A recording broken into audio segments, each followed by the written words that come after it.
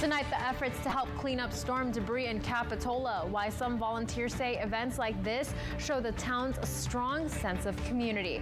Plus, the surfer rescue carried out by CAL FIRE. Why the agency is urging people to be cautious of swells and high tides. And while we don't have any rain in the near forecast, the winds are an issue tonight. We're going to talk about that coming up. And today would have marked the 50th anniversary of the landmark decision for Roe v. Wade. Why the Biden administration says they're now trying to break barriers preventing access to prescription medication for abortion. KION News Channel 46 starts right now. Covering the Central Coast, this is KION News Channel 46 at 11 o'clock. That's not something I thought could ever happen in Monterey Park. I've never seen a freaking gun in Monterey Park. But it was here, and it took the lives of 10 people. And you can just hear the anger and frustration in this young man's voice as he reacts to the deadly mass shooting in Monterey Park that happened last night during a Lunar New Year celebration. And tonight, investigators trying to figure out a motive. Good evening, everyone, and thanks for joining us at 11. Authorities confirmed that the suspect in that mass shooting that killed 10 people and injured 10 others at the Southern California dance hall is dead. As Danya Bacchus reports, police are still trying to identify those victims.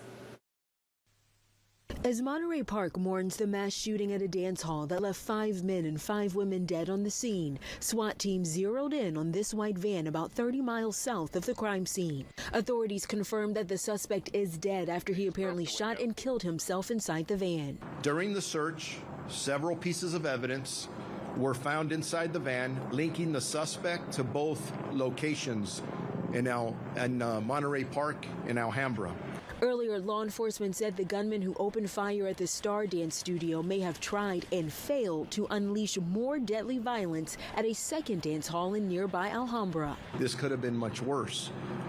The weapon that we recovered at that second scene, I'm describing as a magazine-fed semi-automatic assault pistol. Investigators continue to search for a motive for this terrifying attack. Authorities like the FBI, local sheriff's department, and Monterey Park police remain at the scene of the shooting. This community of about 60,000 east of Los Angeles is comprised mostly of people of Asian descent. To hear about this was just absolutely shattering, especially in our peaceful community, which I believe is so resilient and which appreciates its diversity. I'll never be able to feel safe here again. Now, instead of celebrating the Chinese Year Rabbit, residents here are searching for answers. Danya Bacchus, CBS News, Monterey Park, California. In response to the shooting in Southern California, nonprofit group Stop AAPI Hate also put out this statement today, saying in part, quote, "This tremendous act of violence on one of the most important days of the year for many Asian Americans at a place where Asian American families come to gather and celebrate is sending shockwaves throughout our community." And two accused of child endangerment are off the streets tonight after an explosion at a Capitola home. That's according to police. It happened Friday night just after 9 p.m. on the 1900 block of 46th Avenue. The Santa Cruz County Sheriff's Office says the incident was caused by an extraction process of an illegal substance. Deputies say they evacuated 2 men and a young boy from the home.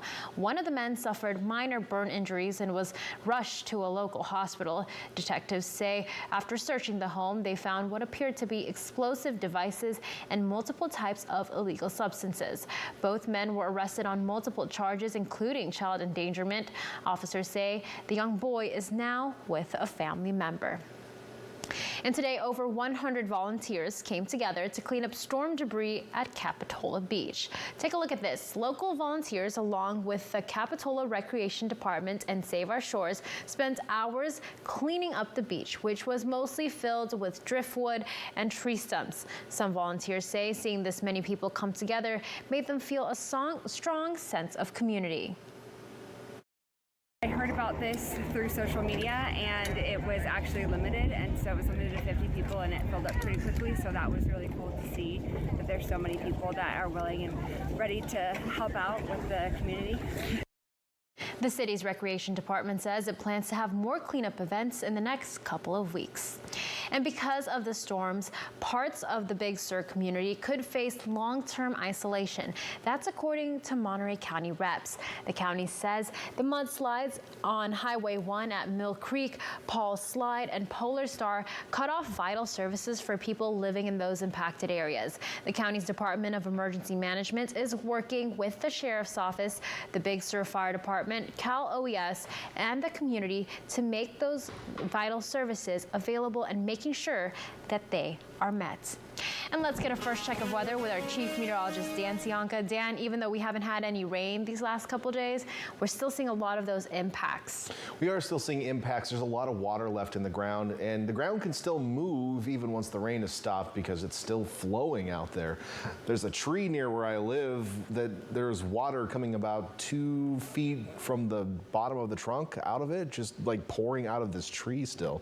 So there's a lot of water in the ground right now. A lot of things are moving out there. But we also have some things moving in the air too, and that is the wind. Right now, as we take a live look from Domenico's on the Wharf, you might actually be able to pick out a little camera movement if you look closely.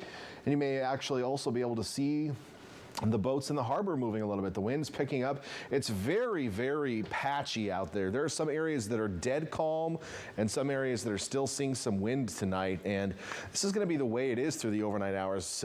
We have wind up over the hills, but occasionally it's gusting down into the lower elevations.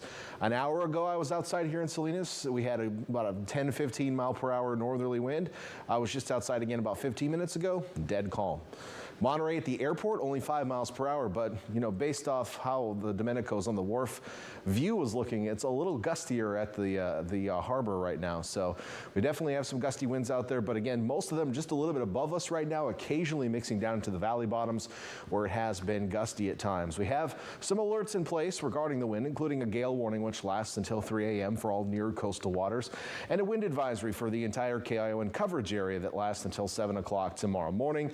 There is potential for additional downed trees, which could close down some roadways, result in power outages, and also property damage. Now, I still think things will be fairly isolated overnight. I'm not expecting widespread issues, but in your neighborhood, it might get gusty. You know, based on how our microclimates work, it is really pretty isolated out there. So we're going to talk a little bit about areas I think maybe a little more prone to these winds overnight in the full forecast coming up.